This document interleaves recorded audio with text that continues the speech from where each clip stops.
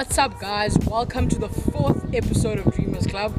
I am Siam Tema Humani, your host, and on today's episode, we have Lee Mokobe, who is a TED Fellow and the founder of Vocal Revolutionaries. He's going to be talking to us today about how he built Vocal Revolutionaries and how he became a TED Fellow. So, to hear more about his story, make sure to stay tuned and don't forget to subscribe.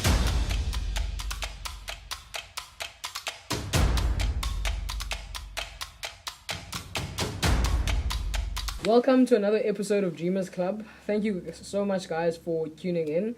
On today's show, I have Lee. Thank you so much for coming on to the show. Thank you for having me. Seriously. This is lovely to be out here. It's a pleasure. I want to start off by talking about who Lee is. So if you can kind of give us like a background story of who you are. Oh, damn. Basically, I consider myself an artist, using mostly the forms of photography, film, and poetry, mostly. I hail from Ekailija, born and bred. And yeah, I also happen to be a black, trans queer person, very much on the gender spectrum. Mm-hmm. And yeah, I think that's the foot I would put forward first. The fact that I'm an artist, the fact that I'm all the kinds of queer in the world, and that I'm a teacher. I pride myself in my teaching skills. So yeah, that's me in a nutshell. So how did you first kind of dip your foot into poetry? So, the story's weird. My mom, I was like around 15 years old, and my mom got into a car accident, and she was in a coma. And the doctors were like, it's not looking good. She has a 30% chance of living. And I was living with my mom's friend, because my mom was the only person in my life. So I was living with my mom's friend while my mom was in the hospital in a coma. And this thing called Brave New Voices popped up on the screen, and I was like, "Wow, this is this on dope." your phone? No. It was on DSTV. Oh, okay. So on HBO, they had the BNV HBO series, and Brave New Voices is basically this poetry festival, international festival that happens in the United States in different cities every year, and teams all around the world compete for the title of best youth team in the world. And so it's like Poetry Olympics. And so I was like, damn, they're talking about real things, things that affect them, things that affect the youth of today.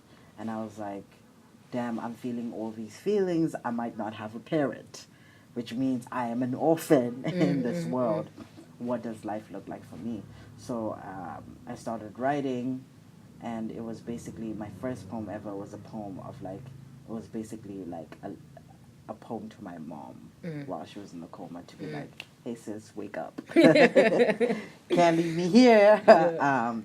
And I didn't consider myself a poet then. I was just considering myself writing about the experiences in my life at the time.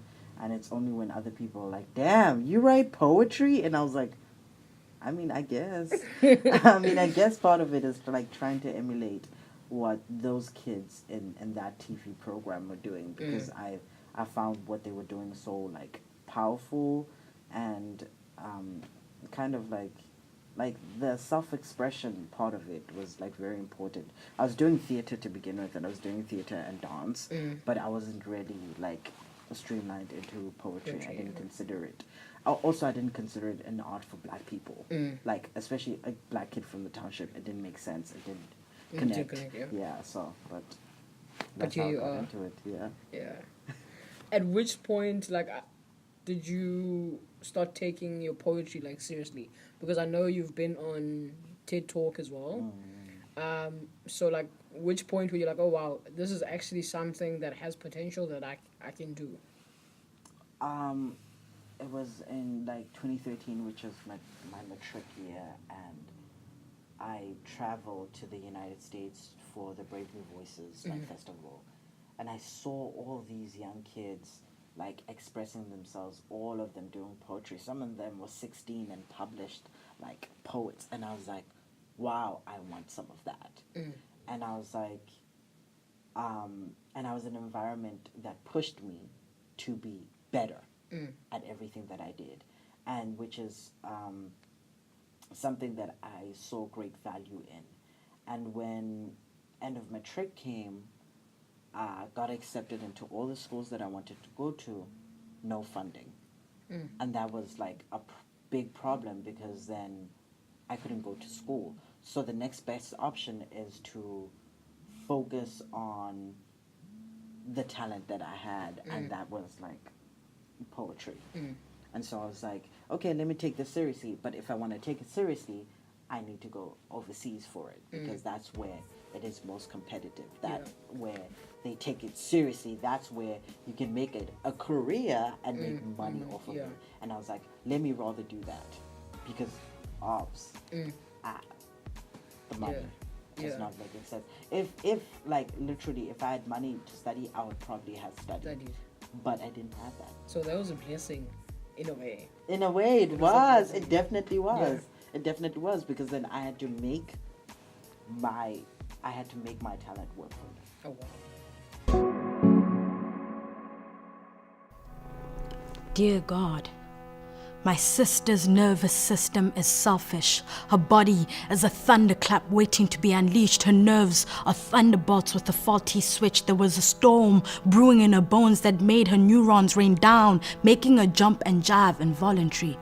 Her limbs were a weather pattern that made us curse you, God, for climatology. Her spine was a daffodil's lost wish before the tornado engulfed it whole. Seizures aren't as romanticized as everyone makes them seem. She is a bullet cap, gunpowder frothing at the mouth. Her mouth is an explosive, swallowing her tongue as ammunition enough. Her teeth shatter against each other as if they too are holding on to a secret that only the dead can understand. I've seen her eyes roll back into their sockets, the amnesia, a force of blindness. I've seen her body tremble and thrash on the ground, her fists balled up, a fist fight between consciousness and the last grip of integrity.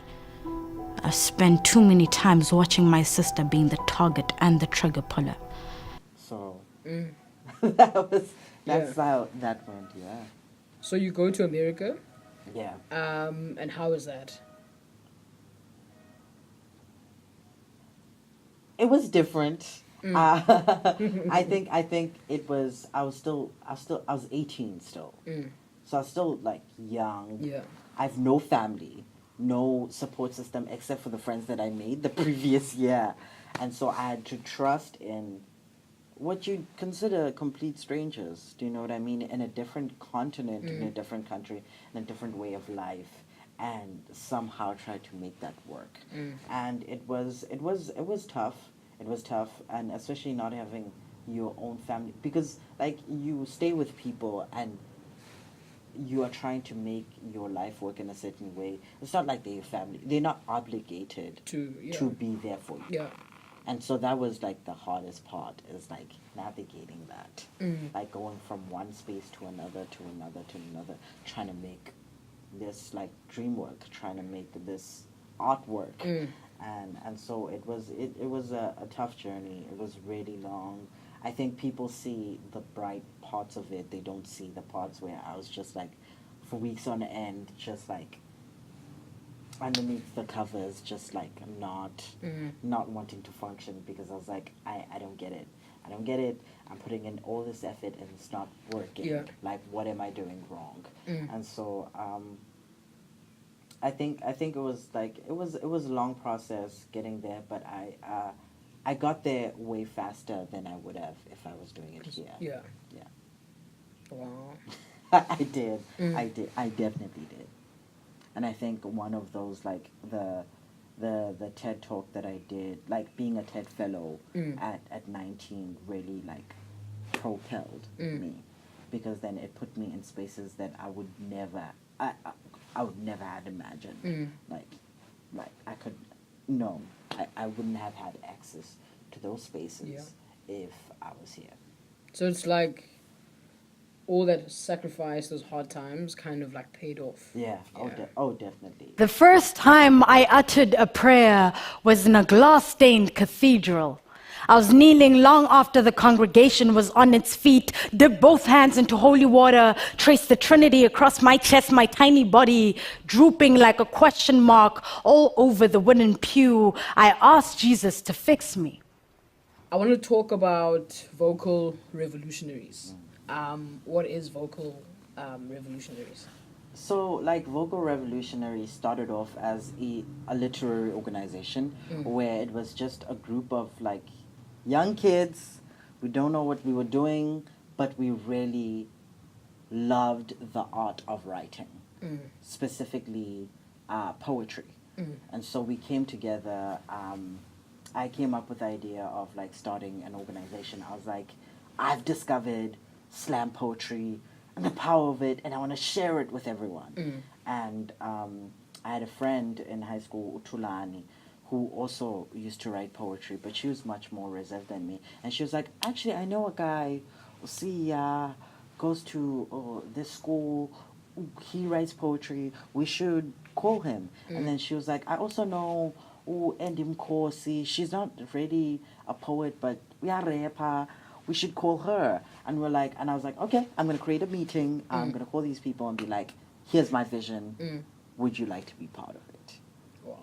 And I was 15 at the time, which is wild. I love it. And I was like, I'm determined to create a team that represents South Africa and Africa to compete in the Brave New Voices International Festival. And I was like, so we're going to come together, create a team. And that was the vision that I had. And that's where, like, Vocal Ref stemmed from. And then at that time, that was back in 2011, there were no poetry spaces for youth, specifically for youth. There was Touch of Madness, but that was, like, all older crowds, like 30 and above. And so now we were suddenly forced to create a niche where there was none. And so we went to Gabo Baxter. We were here at UCT a lot. Our first performance as a team, actually, well, as a group, was here at Tugwell. Oh, wow. That was back in 2011. 2011. And then 2012, it started, like, people started, like, now realizing, oh, there's this group that does this thing, we're doing this thing. And then, yeah, I think that's where it kind of grew. We started doing workshops as well, teaching other youth how to write and perform poetry in a certain capacity. We collaborated with other poetry organizations that were started operating in Cape Town, and we became this big family trying to create a space for self-expression and a platform where youth can voice out their stories, their narratives, their opinions about anything and everything. And so that's where Vocal Raps came about. And now it's sort of transitioned from solely poetry to kind of photography and film, and using the digital space. So YouTube, particularly Adobe's Project 1324, those like platforms, Sundance, those platforms in order to tell our authentically South African stories. Yeah. Wow, So- amazing. That is amazing. that's what we do. At 15. Yeah, I was very determined. I was very determined. By force, by fire. I had a vision, and I wanted it to happen. And it happened. And it happened. It took a while. It took, like, from 2011 we went to Brave New Voices 2013.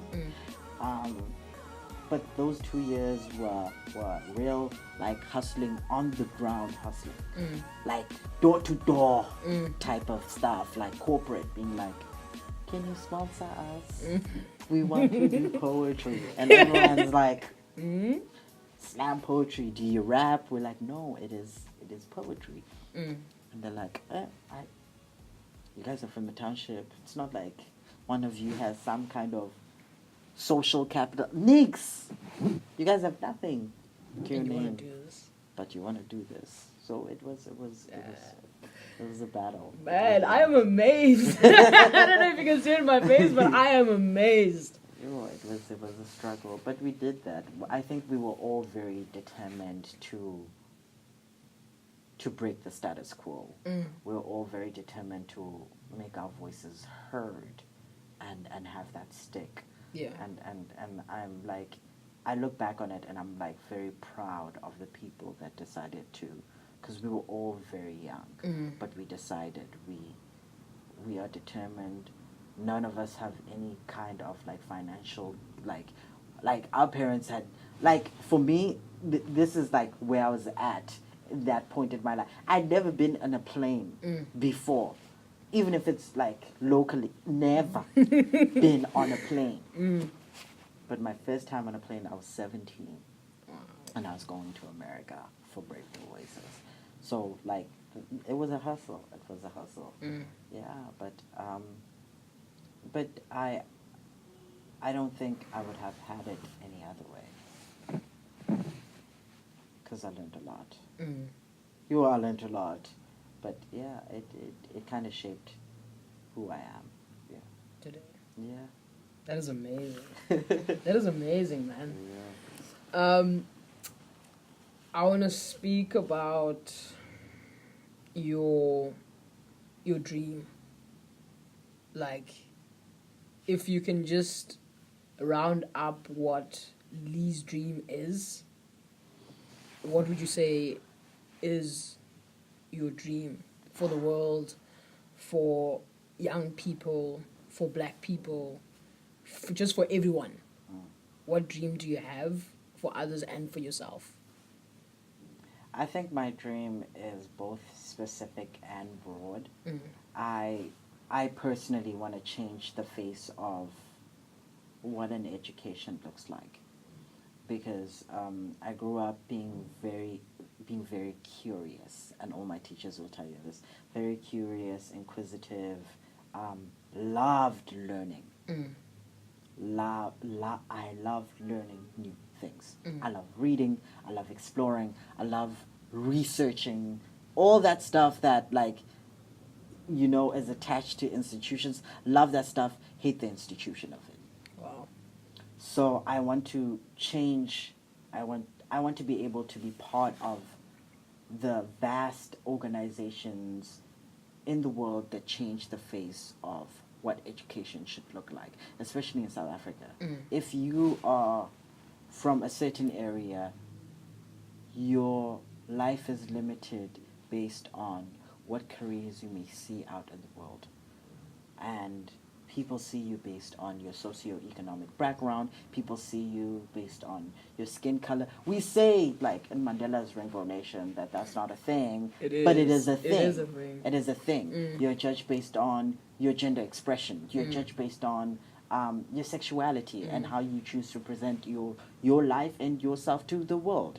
And there are limitations. Every time you're like, I'm black, you go down. Every time you say, I live in the township, those points. You don't speak a certain way. Those points, they get deducted, you see. And I feel like that's not a way to live.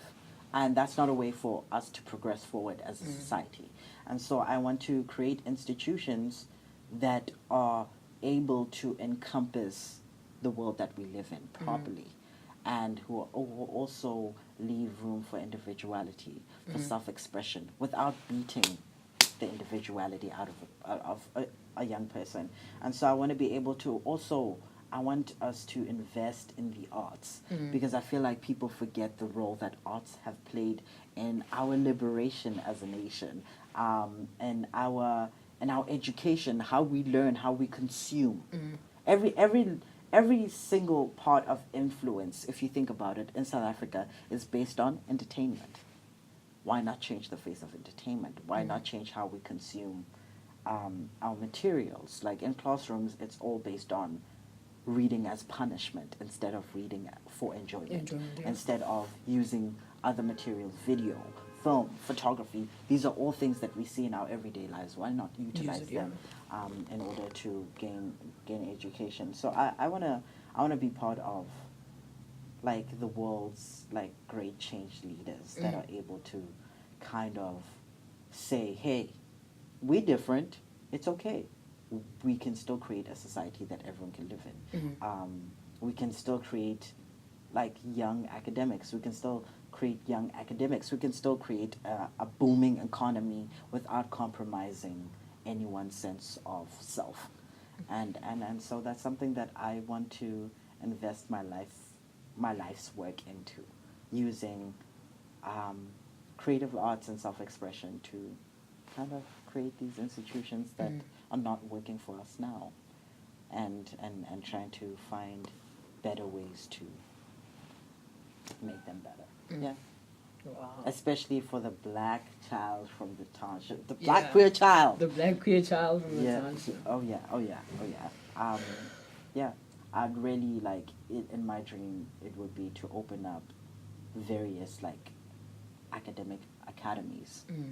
Yeah, where like kids could either be on scholarship. Like I wanna like the model that Oprah's school uses, but less rigid in terms of the curriculum, and seeing what works and what doesn't. It doesn't work. Yeah, because the curriculum that we have now has never worked for us. Yeah, it has it's never never gonna centered work. the black child. It has never centered the colored child even. It has never centered the people that did the most work. Like we learn about America, we learn about Europe, we learn about like all these countries. We never learn about Africa. We never learn about ourselves, and that's a problem because it creates a bubble. It creates a loss of identity, and that's something that I learned when I went to Lesotho. I was like, Lesotho as a country has a sense of identity. The people have a sense of pride and identity that is not detrimental to the countries around them. But we, no sense of pride, no sense of identity. You cannot say, that's a South African. You know a Nigerian when they, because Nigeria is within them. Yeah. Their culture is within them. They do not lose. They can be successful as much as they want, but they have that sense of... We don't have that as South Africa. We will quickly shed our sense of identity for what it was considered successful. And that is it for today, guys. Thank you so much for tuning in. If you liked the episode, make sure to share it with someone who you think might find it valuable. Until next time, peace.